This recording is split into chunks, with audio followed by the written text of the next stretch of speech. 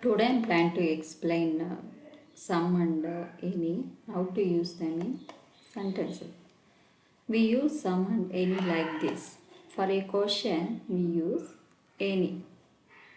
For asking question, we use any. For a positive answer, we use some. For giving positive response, that time we use some. For a negative answer, we use any. Here, do you have any money? We use any to refer to one thing or some number of things. That is where we use any. Yes, I have some money. This means I have some. And we use some to unspecified number or quantity. That is where we use some.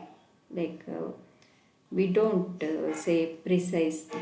That is where we use some. Maybe here little money. This person, yes, I have some money means some little money. Not specifying like how much money that someone is having. No, I don't have any money. Negative. This means this person doesn't have no money. He has no money.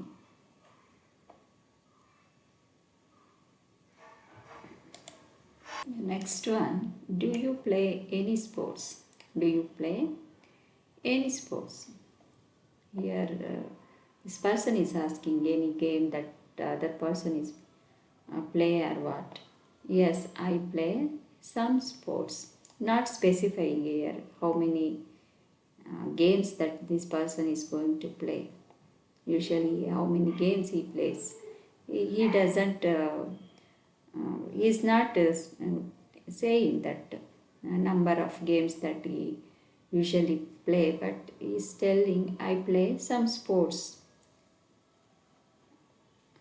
Like unspecified number or quantity, that is where we use some.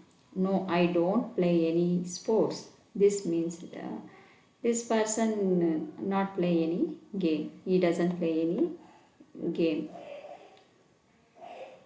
Negative answer we use any. No, I don't play any sports means no, nothing. He doesn't play any game. Are there any students in the classroom? Are there any students in the classroom? Is any number of students are there? Is there anybody?